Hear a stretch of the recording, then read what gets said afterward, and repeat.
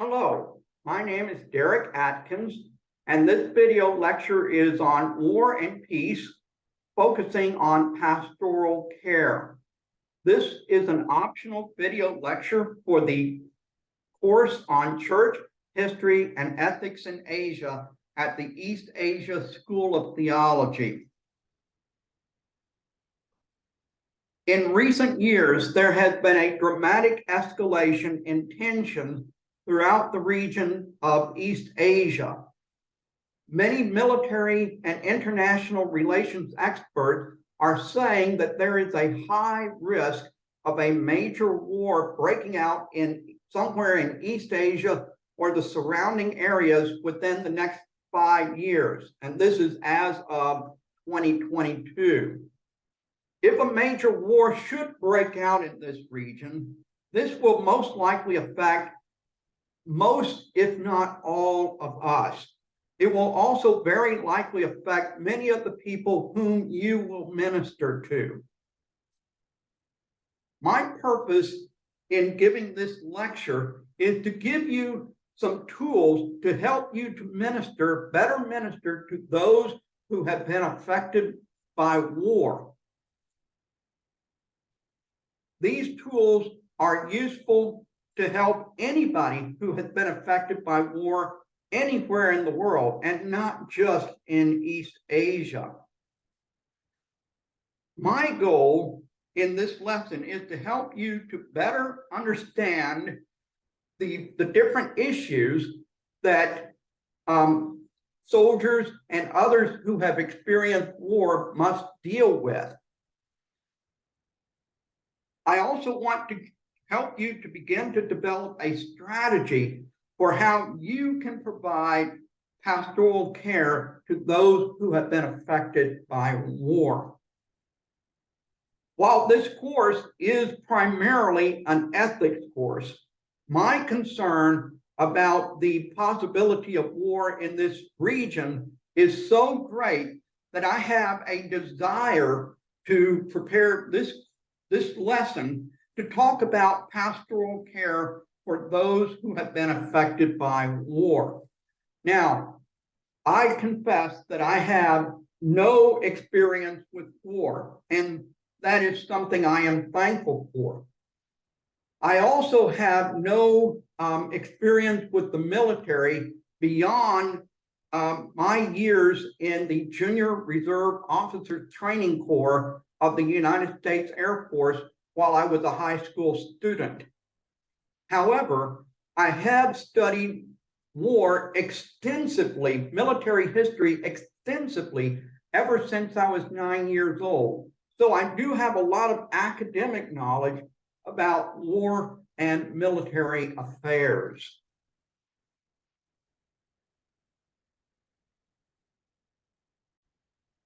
Recording in progress. The first thing I want to address is the question of who is directly affected by military conflict. This will help us to have some idea of who might need this kind of pastoral care. The first group of people who might need this kind of pastoral care are soldiers. This includes soldiers who have been involved in combat. Other people who also require this kind of pastoral care include families of soldiers. This includes not only those families of soldiers who have died during battle, but also those families whose relatives have been directly involved in combat in any way. These families often have to deal with the many after effects of war, including war injuries, PTSD, and readjustment issues. Then there are civilians who have lived in war zones. This includes those civilians who, for whatever reason, choose to remain in a war zone, or perhaps they cannot leave a war zone, as well as those civilians who may leave a war zone and become refugees. Those civilians who are sent to a war zone as news reporters, humanitarian workers, missionaries, or embassy personnel and directly experienced combat may also be included in this group.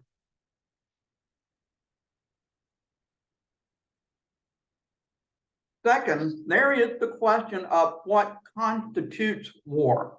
War is basically defined as any armed conflict between different political powers.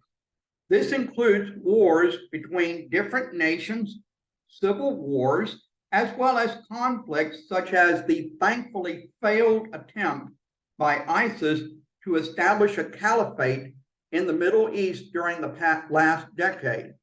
Please note that I am not including fighting between gangs or armed conflict between criminals and police officers. While conflict involving criminal elements may involve trauma for those involved, they remain outside the scope of this video lecture. War obviously causes harm to people, but what are the different ways that war harms those who are involved in it, whether they be soldiers or civilians? Well, first, there is direct physical harm. This includes death on the battlefield, death that occurs as the result of mortal wounds suffered on the battlefield, and death from diseases. Until the mid-20th century, diseases killed far more soldiers than did actual fighting. Thanks to medical advances, far fewer soldiers die of disease than in past centuries. And that leads to the next physical effect of war, which is injuries. So thanks to medical advances and improved medical care for soldiers, far more soldiers are surviving battlefield wounds. And we have this chart here that illustrates this reality. For example, most American platoons now include one member who is specially trained to provide immediate medical care on the battlefield for those who are injured during fighting. In addition, the American military has devoted a great deal of resources to evacuating wounded soldiers from the battlefield as quickly as possible so they can receive immediate professional medical care within an hour of being wounded, if at all possible. The result of immediate battle care and rapid evacuation from the battlefield means that during the Iraq War, 87% of injured American soldiers survived, while 89% of injured American soldiers survived battlefield injuries during the Afghan War. These numbers are nothing short of miraculous, but one big change this improved survival rate means is that far more wounded soldiers are coming home from the battlefront than in previous wars. This presents many challenges which will be addressed later in this lecture. Many soldiers are returning home with severe injuries, including missing limbs. In a significant number of cases, soldiers are returning home having lost more than one limb. And so this slide shows the number of amputations per 1,000 wounded. And so you can see that more soldiers are surviving battlefield injuries, but we're also seeing a lot more soldiers coming home with severe combat injuries. The second effect of war is mental harm. This includes post-traumatic stress disorder, or PTSD. This condition was known as shell shock in earlier generations. PTSD is caused by a traumatic event, either experiencing it or witnessing it. Of course, most wars include traumatic events, including coming under intense enemy fire, watching close friends, loved ones, or comrades being killed, sometimes in traumatic ways, and enduring captivity as a prisoner of war, POW. Symptoms may include flashbacks, nightmares, and severe anxiety, as well as uncontrollable thoughts about the event. Sometimes sudden explosions, such as fireworks or glass being broken, can trigger a PTSD episode. There's also traumatic brain injury. Traumatic brain injuries are caused by a violent blow or jolt to the head. They can also be caused when an object goes through brain tissue, such as a bullet, shrapnel, or a shattered piece of skull. Although TBI is a physical injury, it often produces cognitive, behavioral, and mental symptoms, including the following: confusion and disorientation, memory or concentration problems, mood changes or mood swings, feeling depressed or anxious, difficulty in sleeping, sleeping more than usual, agitation, combativeness, or other unusual behavior, and slurred speech. Now, sadly, children can also suffer from TBI. Infants and young children may not be able to communicate headaches, sensory problems, confusion, and other symptoms, but changes in behavior may be observed, including the following symptoms: changes in eating or nursing habits, unusual or easy irritability, persistent crying and inability to be consoled, change in their ability to pay attention, change in sleep habits, seizures, having a sad or depressed mood, drowsiness, and loss of interest in favorite toys or activities. Now, because children are not able to verbally communicate at very young ages, it can sometimes be tricky to diagnose children who have suffered from TBI. But if you know a child very well and have spent a lot of time with the child, then it is more likely that you will be able to accurately recognize these symptoms of TBI in small children. There is also hypervigilance. Many soldiers, upon returning home from war, often exhibit hypervigilance, which is a state of high alert. Hypervigilant people constantly monitor their surroundings for threats and prepare for worst-case scenarios. For soldiers, this state of heightened alert is often a result of spending time in a war zone where there is a constant threat of attack by enemy combatants, including those who might first appear to be civilians. This is often one of the symptoms of PTSD. So when soldiers go into a war zone, they are often in a state of heightened alert constantly because they could literally be attacked from anywhere at any moment. And so this state of heightened alert in the war zone often translates into a state of heightened alert at home once they return to their home country. And this is what hypervigilance is. Finally, there is reentry to civilian life.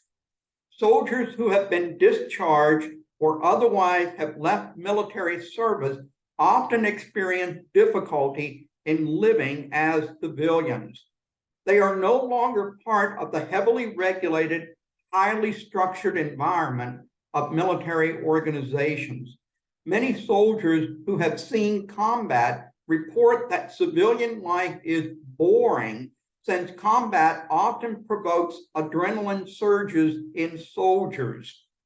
These soldiers may seek out dangerous activities so they can experience the adrenaline and heightened feelings that they encountered while in military service. So this actually is a very real issue for many soldiers who have been in combat and have returned to their home countries. Then there is spiritual harm. War causes harm to the image of God within humans, which includes the spiritual dimension. There are many different ways that war brings spiritual harm. According to military psychologist David Grossman, humans are wired with a strong prohibition against killing other humans, and armies must actually train their soldiers to overcome this God-given prohibition so they can become more effective at killing enemy soldiers.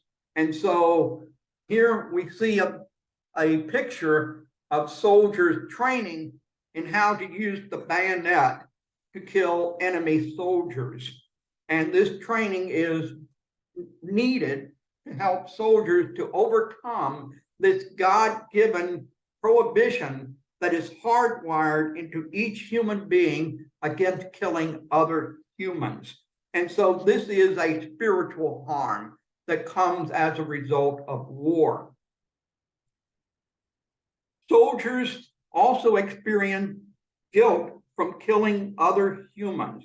For example, it is in Ukraine, it is not uncommon for Ukrainian soldiers to ask military chaplains questions about whether it is right for them to kill enemy soldiers or to ask questions about what happens after death, especially with regard to hell.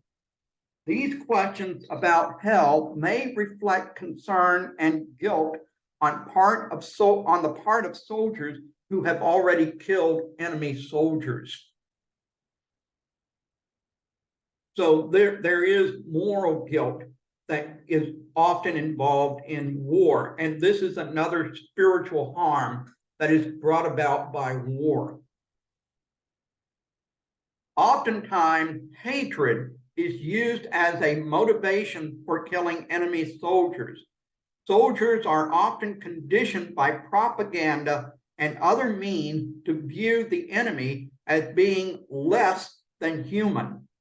Hatred towards the enemy is also often experienced when a soldier sees his friend or comrade killed by enemy combatants.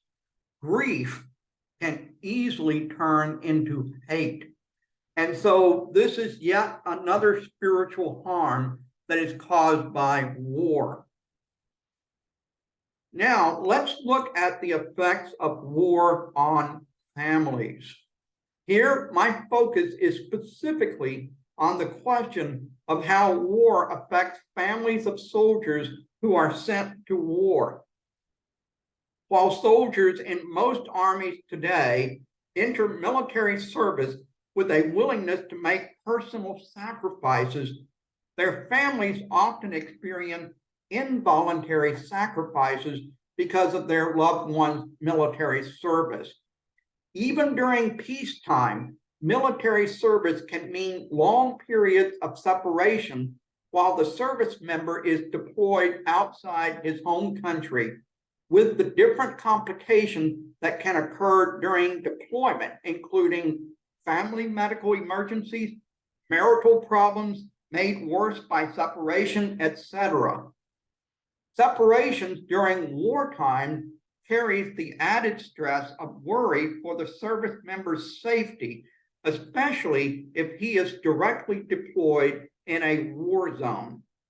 Of course, families experience suffering when a loved one dies in combat. But for those loved ones whose loved ones return from war with serious injuries, the impact of war can be quite burdensome and long-lasting, especially if the returning soldier has problems with mobility and/or mental health issues. In many cases, spouses and parents have to take on the responsibility of caring for their injured husbands or sons, often with little knowledge or understanding of how to provide such care. Wounded soldiers who return home from military service may face many challenges during their recovery. These challenges include learning how to walk again for those who have lost legs, learning how to use prosthetic arms or hands for those who have lost arms or hands, or how to master everyday tasks with only one hand or leg for those who are not fitted with prosthetic arms or legs. This process can be long and discouraging and often requires much encouragement from family and fellow soldiers. In those nations with advanced levels of medical technology, the prostheses that are available to wounded soldiers and veterans are truly astonishing. This progress in the development of prostheses has been further pushed by a generation of veterans who are quite young and who still wish to be as active as possible. This has led to numerous news stories of veterans running marathons with specially built prostheses that enable them to keep their balance while running. Other remarkable advances in medical technology and treatments have been made during the past couple of decades as a result of doctors, physiotherapists, and others developing creative solutions and technologies to help wounded soldiers not only survive but recover from their injuries. As much as we can rejoice in these amazing medical inventions and development created by men and women who are using their God-given abilities, we must always keep in mind the awful human cost that has driven these advances. Another way of coping with war-related addiction injuries has been through the administration of various drugs. In many instances, morphine and other pain-killing drugs are given to wounded soldiers to help them manage the pain from their injury. Unfortunately, in far too many cases, soldiers have become addicted to these pain medications. This in turn has led to further mental problems, in many cases compounding other mental health issues such as PTSD and TBI. Another sad reality is the number of wounded veterans who end up committing suicide. According to the Veterans Administration, the suicide rate among American combat veterans in 2020 was 31.7 per 100,000. Between 9/11 and 2021, 30,177 active duty soldiers and veterans who served in the U.S. military have died by suicide, in comparison to 7,057 American soldiers who were killed in combat. This means that there have been more than 4 times as many suicides as combat deaths during the past 2 decades among American soldiers. For reference, the suicide rate for the United States as a whole in 2020 was 13.48 per 100,000 people. The suicide rate in Japan is 16.8 per 100,000 people and 26 per 100,000 people in South Korea. So how can we provide pastoral care for those who have been affected by war? The single best thing we can do to provide pastoral care for those who have been affected by war is to simply listen to them. Many veterans actually want us to ask them about their experiences. While talk alone will not heal all physical, mental, or spiritual wounds, it is a very good step in the process of recovering from the traumas of war. For those of you who don't yet know what particular area of ministry God is calling you to, I would like to encourage you to consider the possibility of becoming a military chaplain. Different nations that have military chaplains have different requirements. In the United States, military chaplains must be endorsed by a religious organization, meet various mental and physical training standards, have a postgraduate degree in theology or a related field, and have at least 2 years of experience in a church or other similar parish community. The tasks military chaplains undertake include confronting the horrors of war, dealing with the toll war has taken on soldiers and their families, promoting reconciliation, including how to forgive the unforgivable, providing soldiers with guidance on the relationship between forgiveness, responsibility, and moral justice, and many other tasks. In addition to being willing to listen to soldier stories about their experiences with war, we can help those affected by war through remembering those killed in war. This can be done through a variety of ways. This can be done through memorial services for the fallen. This includes one-time services as well as regularly scheduled memorials. This can also be done through sponsoring the construction of monuments, memorial plaques, etc. For example, this is a Ukrainian war memorial that has photos and biographic data of all the Ukrainian soldiers who have died while fighting Russia since 2014. And that, by the way, may be surprising to you because Ukraine has actually been fighting Russia ever since 2014.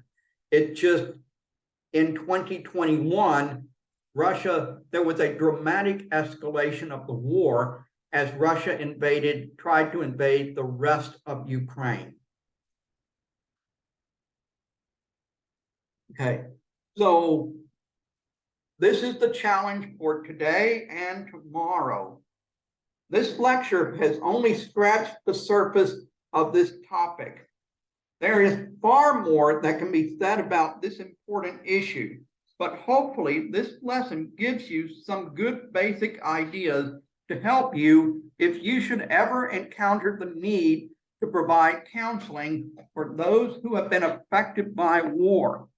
In light of the likelihood of major conflict arising in the Pacific Rim in the years ahead, this is an issue that all of us hope we will never face, but which could very well be part of our ministry in the future. And here's some bibliography. So if you want, these are sources where I gathered some of the information that I presented in this video.